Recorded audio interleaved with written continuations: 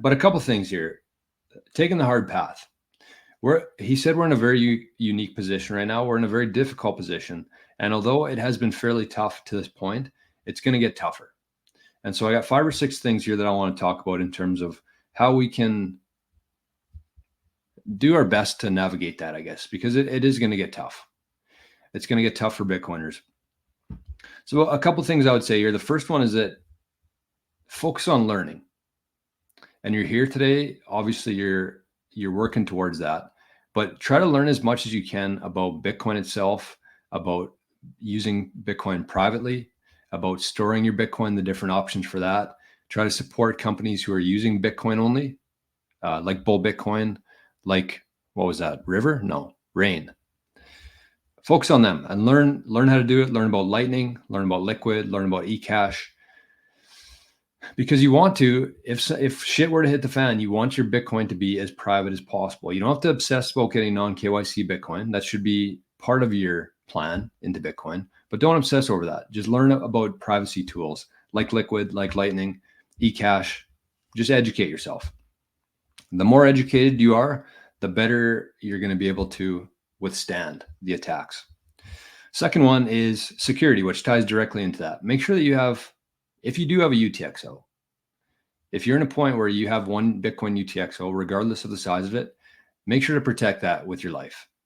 Keep the 90%, spend the 5 or 10% on your retirement, on living whenever you need to, but focus on keeping that 90% and keeping it safe. So part of that education is whether you have to invest in a course, whether you have to invest in somebody to help you through it based on your specific situation, but learn how to keep that Bitcoin secure because it is going to be extremely valuable in the future. So just be aware of that.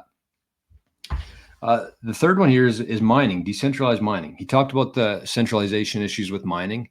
There are very easy tools available now to Bitcoiners, including the BitAxe, which is the video that I was going to show today, but we ran out of time, unfortunately. So maybe I'll show it tomorrow. But the more we can decentralize the Bitcoin mining, the better it's going to be. So just start looking into that. Make that part of your education, learning about mining. That should be where everybody starts. If you can understand the Bitcoin mining process, as hard as it is to wrap your head around, it's a really good place to start because you're going to have very high conviction. And when that time comes, when Wall Street's going to try to get you to sell your Bitcoin, they're going to run the price up high enough where they're going to try to get you to sell your Bitcoin to them. You're going to have enough conviction, knowing the mining and running your own miner. I mean, you might hit the lottery, you might make some Bitcoin, but the important part of that is that you're decentralizing the Bitcoin network.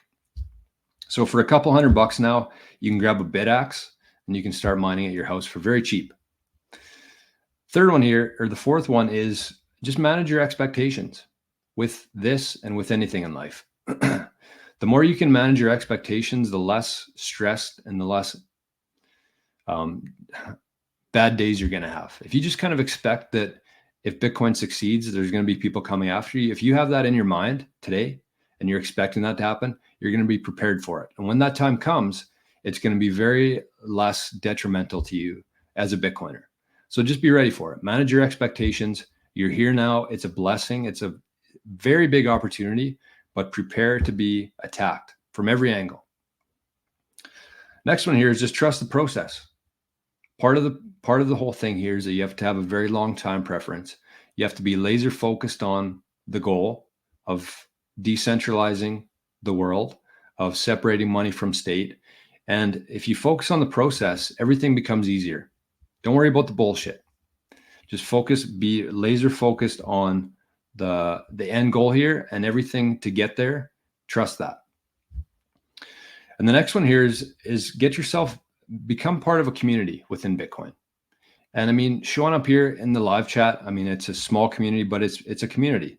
So find a few communities and networks. The stronger your community, the stronger your network within Bitcoin, the better off you're going to be and the faster you can leave the fiat system. Because if you have people within your network that you can buy from with Bitcoin and sell things to for Bitcoin, the faster you can leave that old system. Ideally, you want to have somebody that you can buy meat from with Bitcoin, that will cut your grass for Bitcoin, shovel your snow for Bitcoin, cut your hair for Bitcoin. If you have that within your network and the bigger your network grows, the less reliance you have on the fiat world. And the less reliance you have on the fiat world, the better spot that you're going to be in. So focus on getting a community, finding a network. I would strongly suggest becoming a part of the Living in the Future tier. You can get information for that in the show notes. But I'm not lying to you. The people over there, the community, the things that are being built and shared on there, it's invaluable, especially if you're somebody who's new to Bitcoin and you're looking for some people to talk to about it.